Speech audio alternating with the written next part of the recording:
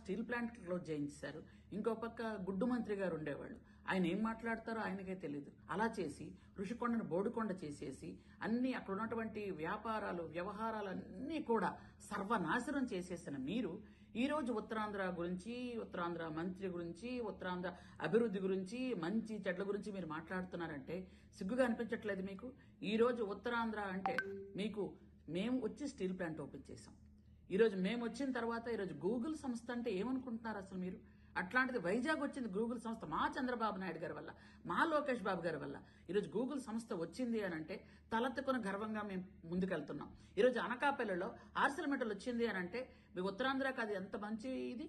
ఈ రోజు వచ్చి యూనివర్సిటీలు, గిరిజన యూనివర్సిటీ పార్వతీపురం వచ్చింది అని అంటే, అలాగే కొన్ని యూనివర్సిటీలు అన్ని కూడా ఉత్తరాంధ్రలో అన్ని యూనివర్సిటీలు వస్తున్నాయి అని అంటే, ఈ రోజు ఆంధ్ర యూనివర్సిటీలో 100 రోజుల పండుగ ఎంత ధైర్యంగా చేసుకుంటున్నారు. ఆ రోజు మీరు వస్తే ఆంధ్ర యూనివర్సిటీ ఏమైపోద్దని భయపడేవాళ్ళు. ఎక్కడ మీరు పార్టీ తాలూకా మీటింగ్లు పెడతారని భయపడి వీసీలు పారిపోతుండేవాళ్ళు. ఈ రోజు మీరు మాట్లాడుతున్నారే ఉత్తరాంధ్ర అభివృద్ధి జరిగింది అని అంటే మా వల్లే జరుగుతుంది. అది మా కూటమి ప్రభుత్వం వల్లే జరుగుతుంది.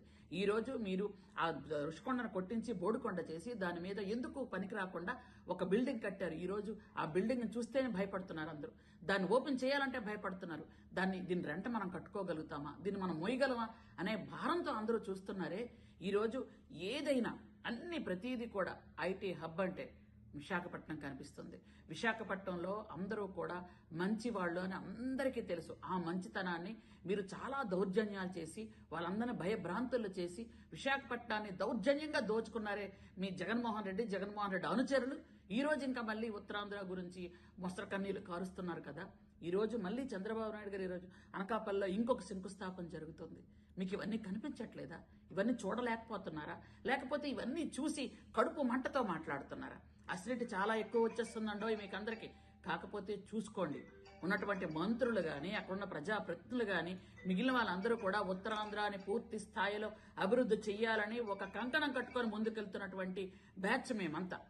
ఉత్తరాంధ్రాని డెవలప్ చేయాలి అని ఈ రోజు మీ హయాంలో పూర్తిగా ఎంతో మందికి విశాఖ ఉక్కు, ఆంధ్రుల హక్కు అనుకున్న విశాఖపట్నాన్ని మీరు అక్కడ ఉన్నటువంటి స్టీల్ ప్లాంట్ ని క్లోజ్ చేసి పడేశారు. మీరు వాళ్ళందరూ రోడ్డు మీదకి వచ్చే పరిస్థితి తీసుకొచ్చారు.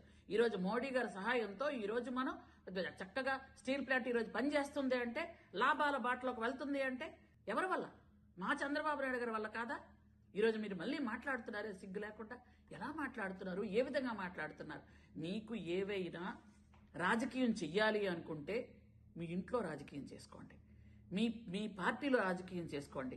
ఎందుకనంటే ఈ రోజు మీ పార్టీ కేడర్ గాని మీ నాయకులు గాని ఏం చేయాలో అర్థం కాని పరిస్థితిలో ఉన్నారు. ఎందుకంటే సొంత చెల్లె అన్నని బండబూతులు రోజు తిడుతుంది. బయట చూసుకోండి వెళ్ళి. ఆవిడ ఎలా తిడుతుందో, ఏం మాట్లాడుతుందో, ఏం చెప్తుందో, ఇంట్లో విషయాలు ఏం బయట పెడుతున్నా ముందు అవి ఇంట్లో పరిస్థితి చక్కబెట్టుకొని బయటకు రండి అయ్యా. ఎందుకు అనవసరంగా వైజాగ్ గురించి మాట్లాడతారు మీరు? కాబట్టి మళ్లీ చెప్తున్నాం, అభివృద్ధి అంటే చంద్రబాబు నాయుడు గారు, సంక్షేమం అంటే చంద్రబాబు నాయుడు గారు.